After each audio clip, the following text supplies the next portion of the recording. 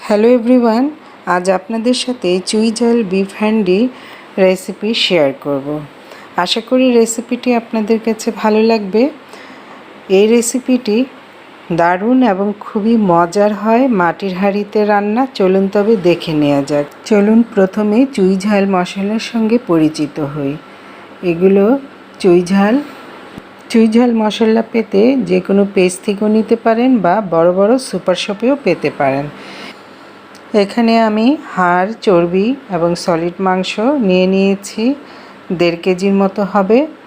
আর এখানে আদা রসুন বাটা দিয়ে দিলাম 1.5 টেবিল চামচ করে, পেঁয়াজ বাটা দিয়ে দিলাম 4 টেবিল চামচ, জিরা বাটা দিয়ে দিলাম 1 টেবিল চামচ, কাঁচামরিচ বাটা দিয়ে দিলাম 2 টেবিল চামচ, স্বাদ মতো লবণ দিয়ে দিলাম, আর মরিচ গুঁড়ো 2 টেবিল চামচ, ধনিয়া গুঁড়ো 2 টেবিল চামচ, হলুদ গুঁড়ো 1 টেবিল চামচ দিয়ে দিলাম, গরম মশলার গুঁড়া 4 টেবিল চামচ, রান্নার তেল দিয়ে হাতে ভালো করে মশলা এবং মাংস মাখিয়ে নিয়ে 2 ঘন্টার মতো ম্যারিনেট করে রেখে দিব। মূল রান্নায় চলে এলাম 2 ঘন্টা পর। চুলায় একটি মাটির হাঁড়ি বসিয়ে আধা কাপের মতো তেল দিয়ে নিলাম রান্নার, আর পেঁয়াজ কুচি দিয়ে দিলাম আধা কাপ। এতে দিয়ে দিলাম গোটা গরম মশলা, 2টি তেজপাতা, 4টি এলাচ, 2টি দারচিনি, 5-6টি লবঙ্গ ও 6-7টি গোলমরিচ দিয়ে এটি একটু সামান্য ভেজে নেব। ভেজে নেওয়ার পর দিয়ে দিব ম্যারিনেট করা মাংস। এই মাংসটাকে ভালোভাবে নেড়েচেড়ে মিশিয়ে নেব একটু সময় নিয়ে। আর এই পর্যায়ে চুলার ফ্লেমটি আছে মিডিয়াম হিটে। 10-12 সেকেন্ড এইভাবে নেড়েচেড়ে ঢেকে দিব। এতে করে মাংস থেকে পানি উঠে আসবে। ঢেকে দিলাম।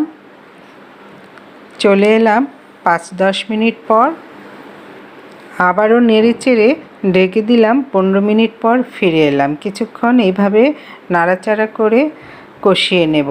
এবার দিয়ে দিলাম টক দই দিয়ে দিলাম আধা কাপের মতো। টক দইটা দিয়ে কাঁচামরিচ দিয়ে দিলাম, কিছুটা শুকনো মরিচ দিয়ে দিলাম। আবারও নেড়েচেড়ে মিশিয়ে নিচ্ছি, কারণ এইভাবে নাড়াচাড়ার মধ্যে না রাখলে নিচে দিয়ে পুরো লেগে যেতে পারে।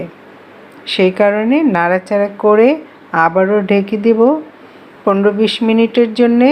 এবার দিয়ে দিয়েছি কিছুটা মাংসের মশলা আর চুই ঝালগুলো ভিজিয়ে রেখেছিলাম, এগুলোকে দা দিয়ে কেটে দিলাম উপর দিয়ে আবারও ঢেকে দিলাম। 20 মিনিট পর ফিরে এলাম। আবারও নেড়েচেড়ে দিব, ভালোভাবে উপর নিচ করে মিশিয়ে নেব।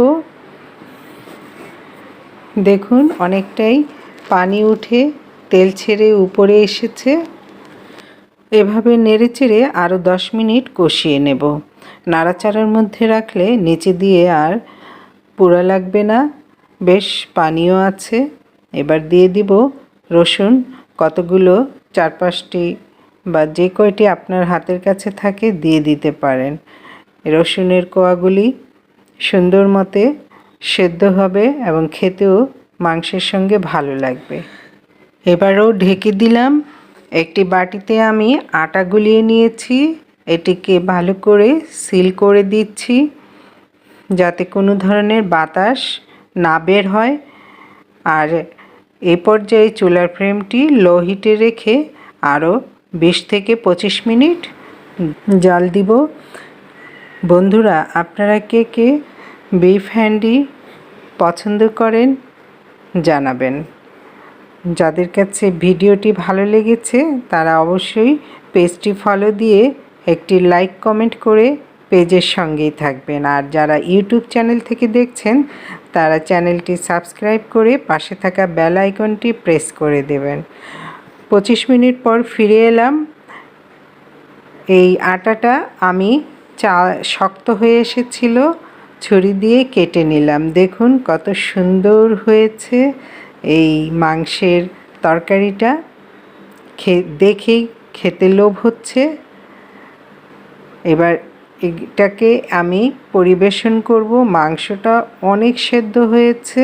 একটি ডিশে সার্ভ করে নিলাম। ভিউয়ার্স, আমরা বাইরে অনেক দাম দিয়ে এই বিফ হ্যান্ডি কিনে খাই, কিন্তু ঘরেই সুন্দর মতে গ্যাসের চুলায় আপনারা তৈরি করে নিতে পারেন। সেই রেসিপিটি আপনাদের সাথে শেয়ার করলাম। তাহলে ভিউয়ার্স, আজ এই পর্যন্তই। আবার দেখা হবে নতুন কোনো ভিডিওতে, নতুন কোনো রেসিপিতে। আল্লাহ হাফেজ।